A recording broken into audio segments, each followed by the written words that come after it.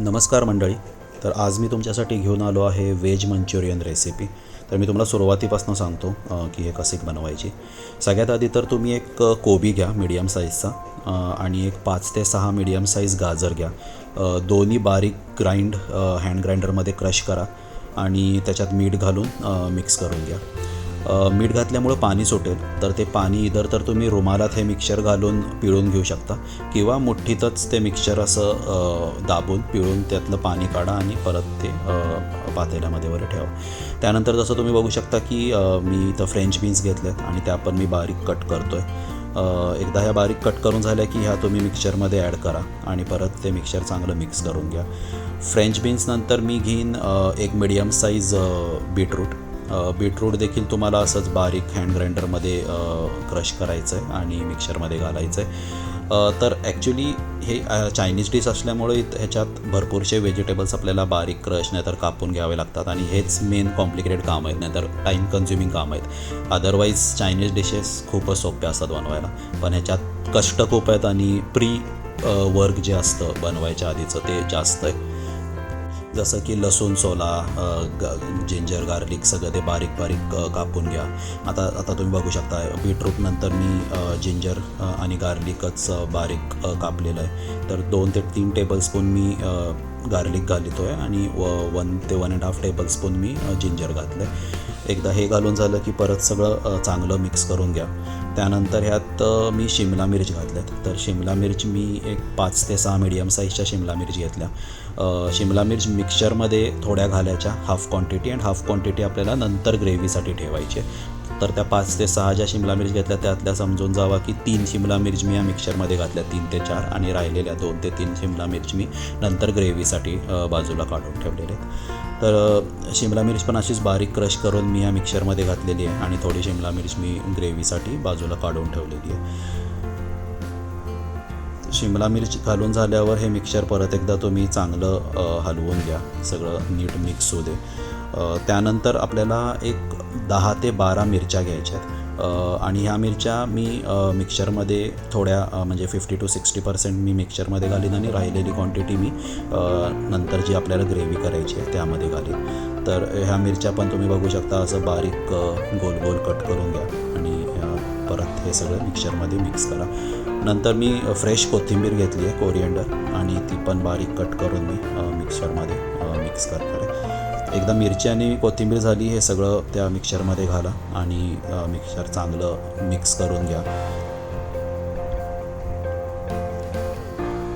त्यानंतर मी ह्यात घातलेलं आहे जिंजर गार्लिक पेस्ट 1 टेबलस्पून. त्यानंतर जाईल 1 टेबलस्पून सोया सॉस.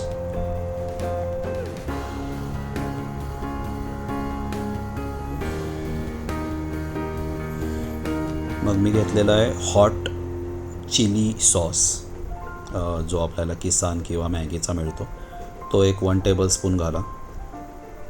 त्यानंतर मी इथे पिझ्झा सॉस पण घेतलेला आहे. हे ऑप्शनल आहे, पण ह्यानं चव चांगली येते, सो मी ह्याचं पण एक 1 टेबलस्पून पिझ्झा सॉस घातलेला आहे. मीठ घाला चवीप्रमाणे. मी इथं 1 चमचा मीठ घातलेलं आहे, कारण सुरुवातीला पण आपण पाणी काढायला थोडं मीठ घातलेलं होतं कोबी आणि गाजरच्या मिक्सचरमध्ये. आणि इथं मी 1 टेबलस्पून साखर घातली. नंतर मी बटर घेतला आहे, एक छोटा क्यूब, आणि तो घट्ट असल्यामुळे तो मी किसून घालतो आहे. तुम्ही पातळ करून पण घालू शकता. एकदा हे सगळं घालून झालं की हातानं चांगलं हे सगळं मिक्सचर मिक्स करून घ्या. पूर्ण सगळं वरपासनं खालपर्यंत सगळ्या भाज्या मिक्स करा.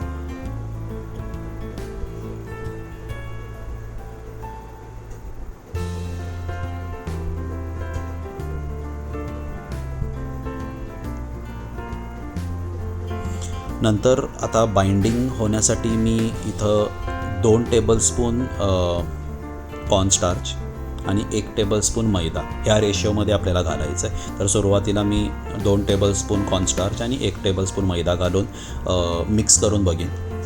जर ते बाइंड होत नसेल मिक्सचर, तर आपल्याला हा रेशिओमध्येच प्रोसेस कंटिन्यू ठेवायची.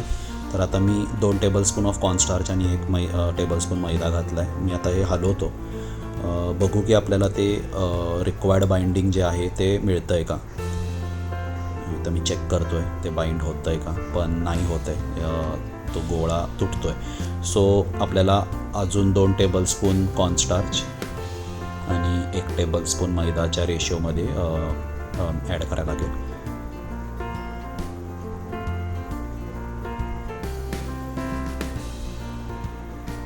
चांगलं मिक्स करून घ्या सगळं.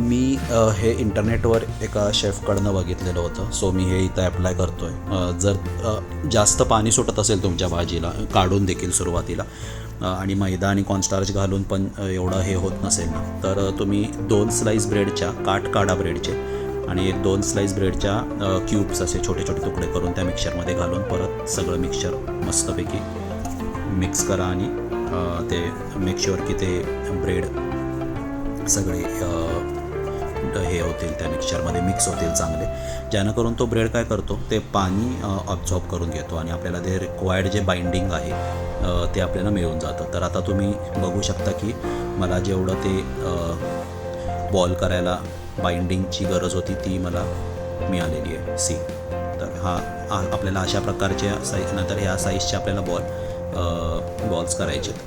सो अजून एक आयडिया मला नेटवरनं मिळाली की एक गार थंड पाणी घ्या, बर्फाचं किंवा फ्रीजमधलं, आणि त्याच्यात तुम्ही हात डिप करा, आणि जरा मग ते पाणी काढून हाताचं तुम्ही ते गोळे करायला चालू करा. तर ह्यानं काय होतं की ते गोळे प्रॉपर बाइंड होऊन गोल होतात असे मस्त, आणि तुमच्या हाताला पण ते पीठ चिटकत नाही. सो एकदा हे गोळे झाले ह्या साईजचे की तेल एका कढईमध्ये गरम करायला तुम्ही साईडला पॅरलली ठेवू शकता गोळे करताना, आणि मग मी असे गोळे घालायला चालू केले तेलामध्ये.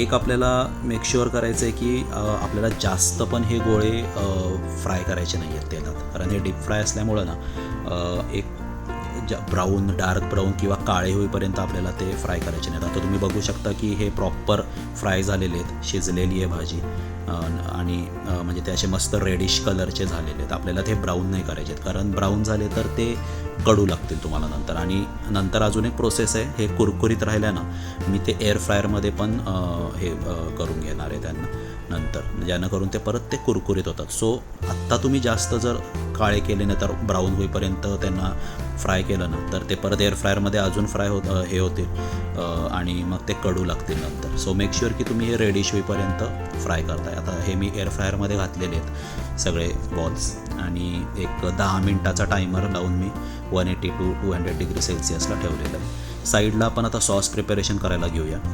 इथं मी तेच तळलेलं जे तेल होतं ते मी इथं वापरतो आहे. तो 3 to 4 टेबलस्पून तुम्ही तेल घ्या नॉनस्टिकमध्ये, आणि त्याच्यात कांदा, मिरची, जिंजर, गार्लिक, आणि आता मी ही शिमला पण घातली आहे. सो हे सगळ्या भाज्या ॲड करा, आणि हाय फ्लेमवर आपल्याला करायचं आहे. चायनीज डिश कधी पण हाय फ्लेमवर करत जावा, तरच त्याला ती जी टेस्ट नाही तर ते हे असतं ते येतं. तुम्ही लो गॅसवर केलं तर आपल्याला ती भाजी नाही करायची, आपली इंडियन भाजी, आपल्याला ती चायनीज डिश करायची. सो कायम हाय फ्लेमवर आपल्याला चायनीज डिश करायची असते. तर एकदा हे 1-1.5 मिनटं तुम्ही फ्राय केलं तेलामध्ये हे सगळं, की त्याच्यात मी 2 ते 3 टेबलस्पून ऑफ सोया सॉस घातलेला आहे. नंतर मी त्याच्यात केचप ॲड केलं आहे, चिली सॉस जे होता माझ्याकडं तो मी 1-2 टेबलस्पून ॲड केला आहे.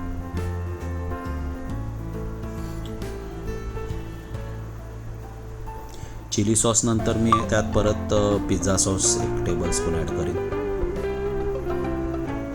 यानं चव चांगली येते, हे ऑप्शनल आहे, तुमच्याकडे नसेल तर डझंट मॅटर.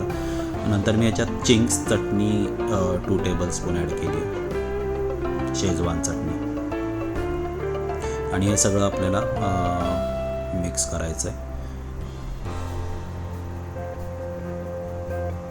तुम्ही मीठ घातलं नाही तरी चालेल, कारण ह्या सगळ्या ज्या गोष्टी आपण आत्ता घातल्या, सोया सॉस, चिंग्स चटणी, केचप, या सगळ्यामध्ये मीठ असतं. सो तुम्ही मीठ घालून हे परत खारट करू नका ग्रेव्ही. मीठ घातलं नाही तरी चालेल. आता हे जे मी घातलं ते होते कोथिंबिरीचे दांडके, जे स्टेम्स असते कोथिंबीर, ते मी मस्त बारीक कट करून फ्रेश कोथिंबिरीचे स्टेम्स घातल्यात, जेणेकरून त्याला स्मेल फार चांगला येतो. एकदा हे प्रॉपर मिक्स झालं की मी इथं व्हेजिटेबल स्टॉक घालतो आहे, जे मी सुरुवातीला कोबी, गाजराचं ते पील करून जे वरचं स्किन असतं, कोबीचे पण वरची पानं आपण टाकून देतो, ते टाकून न देताना मी त्याचा स्टॉक तयार केलेला गरम पाण्यात, ते उकळून काढलेलं 15-20 मिनटं सगळं ते वेस्ट घालून. त्याला झिरो वेस्ट पण आजकाल फॅशन आली आहे. सो मी ते ट्राय केलं आणि पाणी घालण्यापेक्षा आपण हा स्टॉक करून घ्यायचा सुरुवातीला आणि ते पाण्याच्या वेळी स्टॉक घातला. आता ही मी इथं कॉर्नस्टार्चची स्लरी करून घेतली आहे, जेणेकरून आपल्याला एक थिकनेस जो मिळायला पाहिजे या ग्रेव्हीला, तो ह्या स्लरी कॉर्नस्टार्चमुळं मिळणार आहे. सर तो मी एक कॉर्नस्टार्च स्लरी ॲड केलेली आहे ग्रेव्हीमध्ये. तर तुम्ही आता थोड्या वेळातच बघू शकता की ती ग्रेव्ही कशी मस्त थिक आणि अशी कन्सिस्टंट होते, कारण आपल्याला हे ड्राय मंचुरियन करतो आहे. सो आपल्याला हे असं पातळ नको आहे, वी नीड थिक ग्रेव्ही. तर आता तुम्ही इथं बघू शकता की हे ग्रेव्ही कशी अशी त्याला एक थिकनेस आला आहे, कारण त्या कॉर्नस्टार्च स्लरीनं ते बाइंड केली आहे ती पूर्ण सगळी ग्रेव्ही. आणि आता ह्याच्यात मी थोडी 1 टेबलस्पून साखर घातलेली आहे.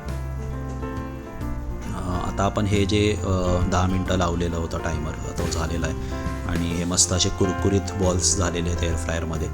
ते मी आता ह्या ग्रेव्हीमध्ये ॲड करणार आहे. तुम्ही बघू शकता की ही ग्रेव्ही कशी मस्त थिक झालेली आहे.